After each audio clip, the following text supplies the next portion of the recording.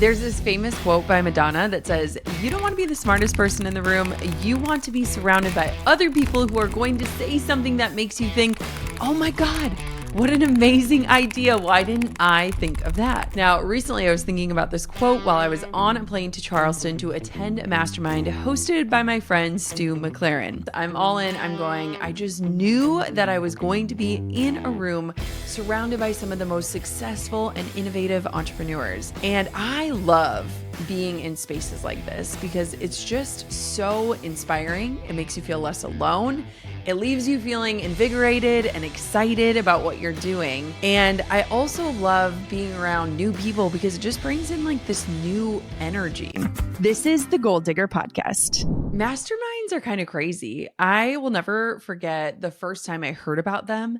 And I was like, what are these and what are people doing in them and how do you get in them and what does this look like? And so I kind of wanted to set the stage for this specific mastermind. Masterminding basically means that you're just gathering with others to discuss, share ideas, collaborate, ask big questions, and really help one another grow. And so it's like this collective energy of like everyone is there serving what they can serve and then also being vulnerable in asking for what they need.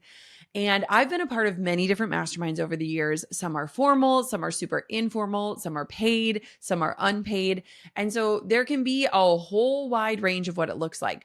But one of the biggest things I've learned about masterminds over the years is that whoever is hosting it, you want to trust that the host is going to gather the right people in the room. I've been in some where it's not the right people in the room and you can just sense the energy is different. And so if you are considering joining a mastermind or forming a mastermind, think about how you are going to make sure that you get the right people in the room. And that is one of the most powerful things that you can focus on with a mastermind. And so Stu was the host of this mastermind. It was an unpaid mastermind. So it was invite only, but unpaid. So we all just paid our own way to get there. But once we were there, Stu took care of everything. And one thing that's super cool that I'll talk about in a little bit is that there's a bigger goal behind this mastermind and something that we achieved that was like incredible. And so Stu has a really cool way of hosting this and having an initiative behind it. And so what the mastermind was is there was about 25 to 30 of us in a room. And we basically, for 2 days straight, so basically from like 9 a.m. to 5 p.m., we were in this room sharing ideas, teaching strategies, talking through issues, doing hot seats where someone would say, here's what I'm working on, or here's what I'm questioning, or here's what I need help with. And then we're collectively brainstorming and sharing ideas, resources, links, leads with one another. It's kind of that idea of a rising tide lifts all boats. And so how can we kind of raise up with one another? So one of the biggest themes that was spoken about behind closed doors was lead generation. So we were really talking about how are you getting people into your ecosystem so that you can get them results, so that they have an awareness around what your offers are and so that you can serve them. And I love the topic of lead generation. One of the things that we really talked about, and Bonnie Christine was someone in the room who I love, who I want to get on the podcast. But she always says, like, if you want to double your profits, you need to double your list. And she's talking about your email list. And if you know me, you know, I am obsessed with email list building. My email list is the number one way that I drive profits in my business, which is the number one way that we drive results. And so we talked a lot about different lead generation strategies, meaning you're getting a new email list subscriber or a new lead onto your list. Now, if you do not have an email list yet, you need to go to growanemaillist.com. That's growanemaillist.com. Take my free training on this topic. You are going to understand why this is absolutely critical and something you have to do in this new year. And so much of the conversation was around lead generation. And it wasn't necessarily just about like, how do we get more leads? But it's, you know, going further of like, once you get a lead, what happens? And how are we tailoring our communication to their desires? How are we connecting them to resources that will help them get better results? What is that whole ecosystem and process looking like in your business? How can you optimize it? How can you streamline it? How can you simplify it? So there was so much talk around lead generation. Now, one very interesting thing that was brought to the room as an idea was if there are a bunch of different people who have different offers, all growing their email lists, what would it look like if you could somehow share subscribers or refer to one another? What does that look like? So there were so many different people in the room who have different offers, but have very similar audiences. And so there was some interesting discussion around like, what would it look like if we made some sort of email list building pod where once we serve subscribers, we were then recommending other resources that we were never going to create as creators. And so that was an interesting discussion, but there was this huge umbrella in the room of this discussion of how are we getting new leads? How are we nurturing these new leads? How are we getting these leads results? How are we building that awareness of what the next steps can be? And what does that look like? And how is that a focus as we move into this new year? And I just loved it because it really reinvigorated this like excitement around me of like, what does that experience look like? And how do we eliminate friction? How do we connect people faster to what they really want? And it really inspired me to go home and look at our current lead generation strategies and really look at how can we optimize and refine them. So a few different ways that we were talking about generating leads from different platforms without having to necessarily pay to play, meaning without having to invest a ton of money into paid ad strategies. We talked about using ManyChat for Instagram, which I'll talk about a little bit more in just a minute, using your podcast to include more call to actions that lead people to free resources that are valuable, requiring an email address for people to enter into your Facebook community. So if you're serving religiously a Facebook community, how can you collect that email address of a new person in that group? Optimizing your pop-up strategy on your website, looking at things like search engine optimization so that your resources are the top recommended resources when somebody types something into the Google search bar, and then also leveraging Pinterest to drive traffic and then capturing that traffic once it's landed onto a site. So lead generation was huge. Email list building was probably one of the number one focuses within that room. And again, if you have not grown an email list, go to growanemaillist.com. Save your seat for my free training. It is going to open your eyes to what should be your number one priority in this year. The second topic that we talked about, and we were joking that it wasn't sexy, but we made it sexy, was payment saving strategies. So one thing that was really interesting is that throughout the mastermind, we had a few people that would like get up and do more of a formal presentation. And then we had a lot of more organic shares going on. So it had this beautiful flow of like small breakout groups and then speaking with your neighbor and then asking a question to the group and then bigger brainstorm sessions and then formal presentations. And so Stu did a really good job facilitating just this different flow. And so one of the things that we talked about was payment saving strategies. So if you are in a business that has recurring payments, so maybe you have a membership site or you have an online course that has payment options, there is a good chance that there will be a percentage of people where their payments don't go through. And one of the things that we loved and that we talked about, and Bonnie Christine led this little session here, was she was talking about how a lot of times people default on their payments and it's not intentional. And so if businesses are not having a system in place for recovering those failed payments, they are not only doing a disservice to their top line revenue, but they're also doing a disservice to the people who didn't intentionally opt out. Now, of course, there are going to be failed payments by people who are intentionally removing themselves and saying, I don't want this service or this product any longer. But the majority of failed payments are unintentional. So maybe your credit card gets hacked or the expiration date hits and you miss it. And so one of the things that I loved is that we talked about how you can actually serve through saving your payments.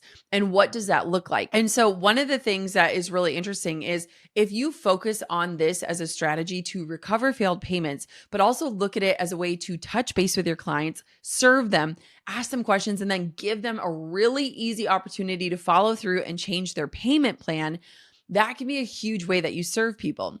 One thing that was really interesting that Bonnie was talking about is she has a membership site. And so it's just this recurring payment for people. And one thing that she was noticing is that if people were defaulting or failing on their payments, she could actually offer a pause to them saying, hey, if now is not the right time or you're in a financial position where you're not able to follow through on this, would you like to pause for 30, 60, or 90 days and then resume payment? It was a way that she wasn't necessarily losing that client forever, but giving them this opportunity to pause and meet them where they are at. And I loved this idea because I think a lot of times people approach payment saving as this all or nothing method, right? Like you either pay today or you lose access to everything. And so this was a really great way to serve her clients, to get more insight onto where they're actually at, and to keep them as a customer and allow them to have that grace period, which they might need. And one thing I love that she led with is just always assume the best. And I think that when it comes to payment saving, a lot of times creators can get frustrated of like, hey, you paid for this. Like you opted in for this payment plan. You knew what you were signing up for. You need to follow through on this. And she just said, when you approach it and you always assume the best and you're gracious with it, it can be this beautiful connection point between you and a paying client. And so I love that we talked about this. We have been using payment saving strategies for years. We outsource them, and it has been a beautiful way to collect and recover failed payments, but also to touch base with our clients. And so I love that this was just a focus and it was an interesting thing. And so if you are in a recurring business model or you have payment plans and you don't have a great payment recovery process, this could be an area where you could very easily increase your bottom line, serve your clients better, and create a very simple process around it that allows you to, again, change your numbers in a positive direction. Another thing that we talked about was webinars. I love webinars. I've been doing webinars for probably 7 years. Webinars are not dead. They are alive and well. This year we had some of our highest converting webinars of all time. And so one of the trainings that we did that was really awesome, a guy named Ryan Levesque did a training on webinar strategies. And he was talking about the difference between having a paid webinar and a free webinar. And one thing that was really interesting in his data and research is that most webinars are free, but then they likely lead to a paid offer. And that's the general structure. That's what it's been for a very long time in this industry. But he actually tried a different model where he did a paid webinar. So he was charging a lower price point and giving away this content. But what he notices is that when people paid, they paid attention, right? We've all heard that quote. And one thing that I think is so interesting about his model is that he was doing a low ticket paid webinar and he was donating 100% of the proceeds of that paid webinar. And what was happening is not only was his charitable contributions increasing, but the show up rate was so much higher for people who were paying to join this training. And so I loved this because he was able to give back. People felt good about paying, $29 for this training and knowing that all that money was going to a cause that was in alignment with the offer. And it was having people pay closer attention to what he was teaching and be more engaged with the training itself. And so I thought this was really cool. He was also talking about the difference between having a live training where you're live on camera or an automated one. And one thing that he noticed is that when they were using an automated or a recorded webinar and his team was on serving people live, it took his team's focus off of serving him, the creator, the leader of the webinar, and it shifted their focus to serving the attendees on the webinar training. And it actually increased the rate of people paying attention and the rate of people purchasing because the team's focus was not on Ryan making sure he had everything he needed to do the presentation. The team's focus was then on the attendees. And I thought that was super interesting. And then the last thing is that he talked about different ways that you can keep a webinar super engaging. So switching how it is that you're teaching and presenting. So instead of just having all slides, going from video to a slide to a place where you're drawing and illustrating a point, back to a video to a slide, and keeping it super engaging and moving along. And I just learned a lot from that. And so we talked a lot about different webinar strategies. And I thought that it was super fascinating. As someone who creates webinars, I got some really cool ideas that I want to test out for the new year. Another topic that we talked about a ton was content creation. Now, I'm in a room with some of the top content creators out there. And one of the things that I realized, and it was so interesting because I was just coming at it from such a different angle, is that content creation was a massive pain point for so many people in the room. And if you are someone who you're like, I am so sick of content creation, I hate creating content, I'm not inspired to create content, creating content is something that is on my to-do list that haunts me, you're not alone in that. And so one of the things that we recognized in the room and that I have talked about on the show is that I really feel like so many content creators who have been at this game for like a decade, we're tired, right? Like we're straight up tired of creating content. And one thing that has happened is that over the years, we've created these different systems and processes. We built out these different content teams. But one of the negative impacts of doing all of that is that it's gotten us too far away from the actual content and the process of it. And when I think about how so many of these leaders have grown their platforms in the first place, it was back in the days where they were the ones creating and posting the content. And they've almost gotten too removed from the content process. And so one of the things I ended up teaching on a lot is like how to get back to the heart of enjoying content and how to create content that is exciting and fun for you to create. And so one of the things is like, what systems can you maybe simplify or eliminate so that you can post stuff that is exciting and engaging to you? And so maybe you still have a team and a system that's helping you create content, but leaving space in that content calendar for you to be spontaneous, for you to share the things that you're doing or working on or loving, for you to create that random reel or that carousel of your personal photos that really connect you back to your audience. And so creating that space for spontaneity in your processes if you are someone that has a system, and then also creating content that you are connecting to real results, which I'm going to talk about in a minute, but this is huge.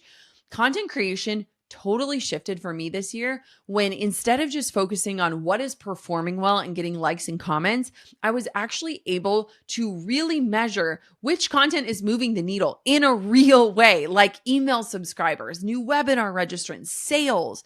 It totally shifted the way I looked at content because now I'm excited to create content because I can literally watch it move the needle in my business. And so if you are someone who is only creating content for the sake of likes and comments, no wonder you're exhausted. Those don't pay the bills. And there are so many other things you could be doing in your business. And so when you can start to tie your content creation and the process around it to real results, and you can start to see those results, man, creating content just got a whole lot more fun. And so if you are someone who you're like, I have just been struggling with content creation, know that you are amongst the top creators out there. There is true fatigue setting in.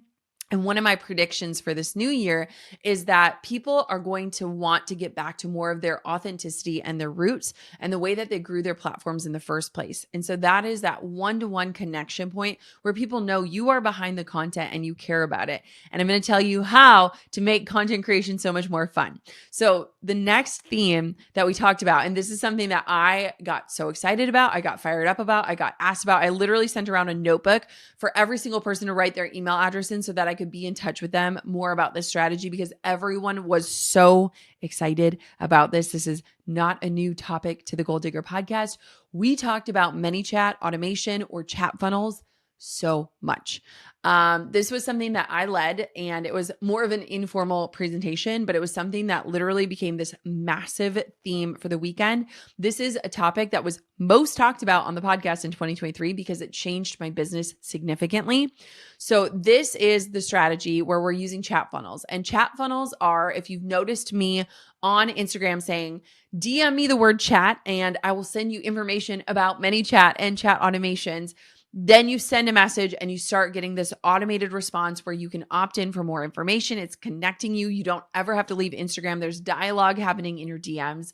It is an amazing strategy. For real, if you go onto Instagram right now, go onto my account, Jenna Kutcher, and send me a DM with the word chat, C-H-A-T, chat. You will see how this works in real time, and you'll be connected to the resources that help you set this up for your own business. But this was probably one of the number one takeaways for most of the people in the room. And why it was is because this is the most effective marketing strategy I've implemented in the last year, and I foresee it only getting bigger this year. This eliminates friction for so many users. So for a long time, the old way was, posting an Instagram story and saying, go to the link in my bio, posting a new reel, and at the end of the caption saying, click to the link in my bio. And then someone has to click off of your post, click to your profile, click to the link, do what you want on that link. And there are so many opportunities for you to lose that person in the process. And there's so much friction in that process that people are not likely to follow through. It's no wonder we were sick of content creation when the only way that we could actually drive results was in a really clunky manner that didn't actually convert. And so ManyChat automation has changed that for so many of us, myself included. It allowed me to drive over an additional $1 million in revenue revenue and collect over 50,000 email addresses organically in the last year. And so if you are someone who understands the key to email list building, tip number 1, and you want to get your Instagram followers off of Instagram and into a place where you own and can control like an email list, then this strategy is for you. And if you want to create simple ways to deliver links, invite people to freebies, grow your master classes, grow your audience, create a broadcast list on Instagram, then you have to implement this strategy. And so one of the things that was so exciting about this, and I just lit up about in the room, was that this automation and this chat funnel process has made creating content so much more fun, because every post that I'm doing during a launch, I can literally see, oh my gosh, from this post, we got 600 webinar registrants. Oh my gosh, from this post, we got 500 new leads. Oh my gosh, this post got 5,000 comments. And it has just changed the way that content creation looks. And it makes it so much more fun to show up because you're literally seeing real results. Even if you did a post and you got 10 people to comment that word, that is 10 new contacts that you can drop into their DMs and connect with on a more intimate level. That is hugely valuable for you and your brand. So again, if you want to see how this works, go onto Instagram, find me at Jenna Kutcher. Make sure you're following me. Send me a DM that says chat, and you can understand how this works and take a training on how you can set this up for yourself. But this is a massive strategy that we were talking about in the room, and just something that so many people, basically everyone in the room, was like, I need to be doing this and I need to do it now. The next thing that we talked about a lot was customer experience. And I just loved this because I was in a room with such heart-centered people where we were really talking about like, how do we love on our communities better? And how do we give them these great experiences? And how do we get them faster results? And what does it look like for them to stay in our ecosystem for a long time so that we can continue to grow with them and evolve with them and serve them well? And so I felt like this was really cool because we were really talking about like, how do we make this more seamless for them? And how do we really get to know where they're at so that we know what to create next? And what are the ways that we can help people get through our content or make sure that the right content is in front of them and serving them with exactly what they needed? And this conversation was just awesome because I think there are just so many different ways that you can optimize your processes to make sure that the customer is first. So anywhere that they're prone to get lost or confused, how do you just simplify that and show up and answer their questions before they can even ask them and anticipate their needs? And so I loved that this was really at the forefront because when we look at a lot of the strategies and talking about saving payments and automating things and creating content, this was a huge focus of like, just what is that customer experience? And I think that we've all heard that stat that, it's like 5 times more expensive to get a new lead or a new customer than to save and keep an old one. And I love that. Likely all heard that statistic that it costs 5 times more to acquire a new customer than it does to retain one. And so one of the things that I think is so powerful is that if you have multiple offers or multiple ways to serve your audience, how can you go deeper with those people who are already there instead of going wider? And providing a great customer experience is exactly that. And so maybe that's an area in your business where you could really look at, can I create better email templates? What is my email sequence? Can I create more abilities for people to get in touch with me to ask their questions? Can I streamline the process for them? Can I help, them logging into this program, make that easier for them? Like, what does that look like? And how can you anticipate questions? And then also, what is your process around paying attention to the questions being asked so that you are constantly creating new ways to serve your clients better? I loved that. One thing that I really enjoyed, and it wasn't surprising to me because the people in the room were just like super, super great people, is we had a lot of discussion around just alignment and what does that look like? And one thing I think is really interesting is, and I do think that this comes a little bit more naturally to women than men, no hate on men, but this idea of your intuition and where you are going and the evolution of your brand. And I feel like there is this really interesting thing happening where there's a ton of new people entering the business world. I love you. Welcome. I can't wait to see what you create. And then there's also kind of this generation of people that have been around for the last decade who are kind of experiencing this like desire for like a new evolution. They're maybe growing and changing in their own life or their beliefs or their own ways or their patterns. And so we had a lot of discussion around alignment. Like one of the women in the room, Danielle Laporte, who I love, she basically like burnt her business down this last year. Like she was just like, we are scrapping it. We are starting fresh. I want new things. I want new energy. There's this new mission, new values. And we talked about what that looks like. And we talked about like when you know you're not in alignment anymore and how do you shut things down, even if they're working for you, but you know that it's not exactly the direction you want to be in.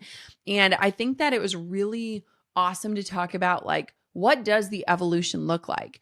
And I feel like the old way was like, you just create this one signature offer and you just keep doing it and doing it and doing it. And I feel like the new way is really this like attunement, this intuitive business where you are constantly, you yourself are learning and growing and you're taking people on that journey with you. And therefore your offers and the way you serve is changing. And I really feel this right now in my own life and business, just this energetic shift and this feeling of like, there's something coming, there's something next. I don't know exactly what it is or what it's going to look like, but how do I stay in alignment and really ask myself, what is alignment right now? And what is my intuition telling me? And where do I want to explore? And what do I want to experiment with?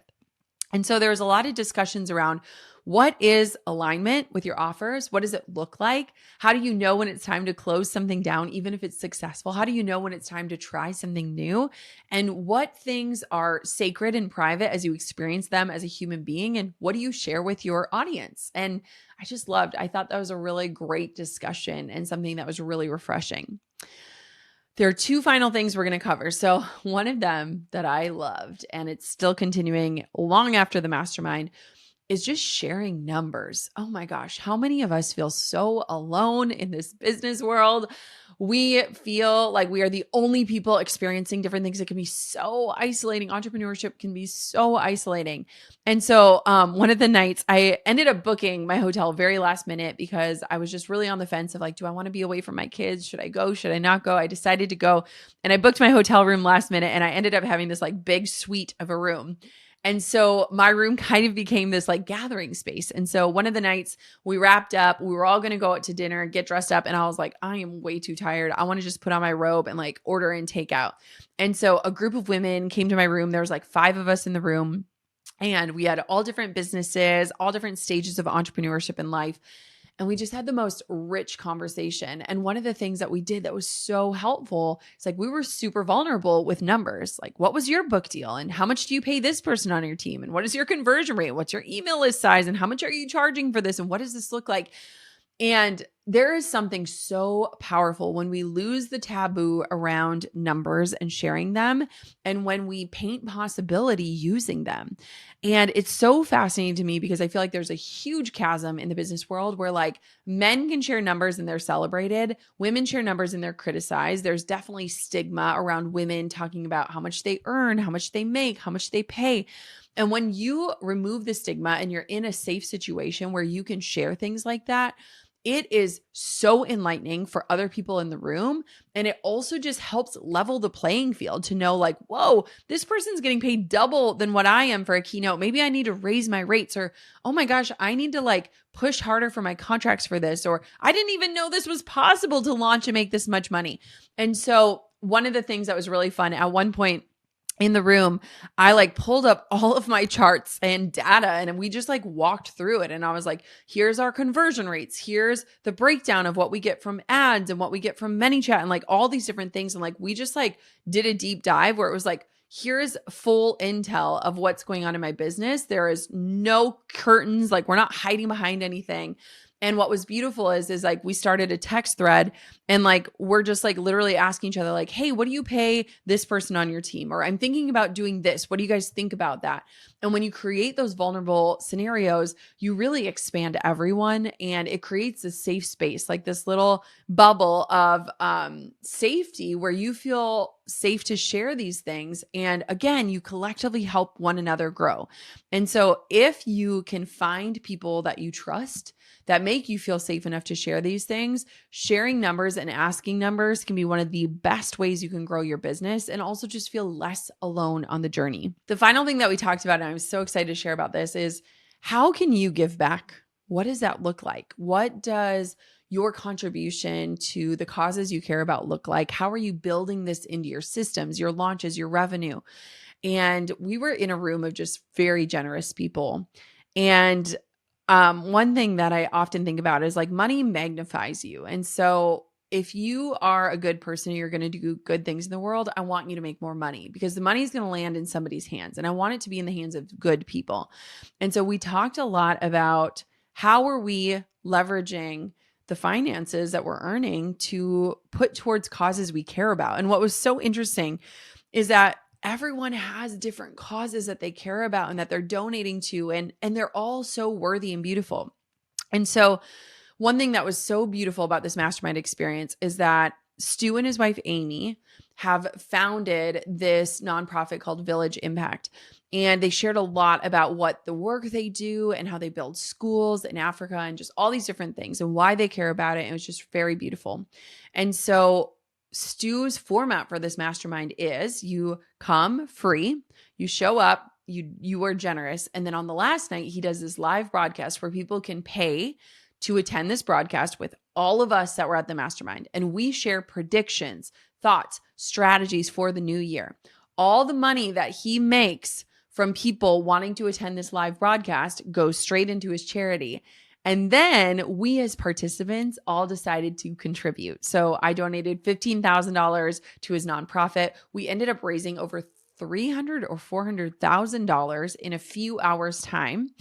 And it was so beautiful. And we just knew this is where the money is going. And this is a cause that Stu is passionate about. And Stu was so gracious in gathering us and feeding us and creating this space. And so it was really amazing because it was like just this cherry on top at the end of a beautiful event. And so we were really talking about like, how do you integrate different ways into your business, whether you're doing paid webinars and 100% of the proceeds goes to a charity, or another strategy that he talked about was doing a launch and having a certain percent set aside for a cause and then having your team present causes that they believe in, and then everyone votes and the money goes towards the cause that wins. And so you can donate to many different causes and just different ways that you're incorporating that. One thing that we've done in the past is I let my team members, I said, I'm going to donate $5,000 in each of your honor. You get to choose where that money goes. And then they would tell me which charity or nonprofit they wanted to support and why. And you can tell a lot about somebody based on where they want that money to go, right? You can learn so much about the causes people care about. And I just loved that. There was just this huge component and this focus on giving back. And so one thing that I've learned over the years is that like, if you're struggling to give back and you're making $10,000 and you can't give 1,000 of it, then there's no way that when you're making $100,000, you're going to give 10,000 of it away. And so when you start to incorporate this giving back principle into your business, no matter what size it is, it creates this value system and this structure that allows you, as your business grows, and it will, because I believe that for you, your giving grows. And I think that that is how we change the world. I really do. I think entrepreneurs can change a world. And I think that giving back and, helping other people changes how we really change the world. Is like this massive ripple effect. And so that was a beautiful focus and a really great cause that we got to raise money for at the end of it in a really cool format. So if you're looking for an awesome format for some sort of mastermind, maybe you gather people, you cover your expenses, and then you raise money for something, or you do some sort of format like that. I loved it. In closing, that is what we talked about behind closed doors. I hope you feel like you just got to attend one of the best masterminds and really just kind of start to think through some of those bigger topics that us business leaders are talking about together. And I hope that you are inspired to implement. There is this line in my book that says, belief pairs well with a glass of behavior. And I wrote that in my book, How Are You Really? Because it's right around when we start to talk about how the questions we've been asking need to turn into actual action. They can't just stay answers. We have so much information out there, but what we're lacking is implementation. And I say this in my book. I say, set aside the patterns of the life you have and focus on the patterns of the life you want. By living as if you've already established these habits, these small rhythms and daily choices, you're moving that far off goal into a real life action today. You're pulling the dream close to you instead of pushing yourself closer to the dream. Can you see how different that? You just had a front row seat at the table of business leaders and got to hear about exactly what we're talking about. And so now my question for you is, what are you going to do with this information? How are you going to turn it into implementation? There are probably these big goals that you have, these versions of you that you are excited to become. You're maybe excited about that next level or dreaming of what it would be like like to be in a room like that. Maybe you're imagining yourself 5 years from now, 10 years from now, living in this space where you can contribute and you can be in this energy of people who genuinely want to see one another succeed. So what if you started to pull out a behavior like that today? What if you befriended someone in your industry? What if you created a little Zoom call for other creators in your network? What if you set up your own mastermind or joined a different one? What would that look like for you? I hope that today you leave with something that you are inspired to implement in your own life and in your own business. I can give you all of the strategies in the world, but the real action happens when you actually implement it into your life and your business. And so I can't wait to hear what your biggest takeaway was today. Definitely let me know. Comment over on Instagram. And as a reminder, go comment the word chat so you can find out about the number one strategy we were talking about in that room.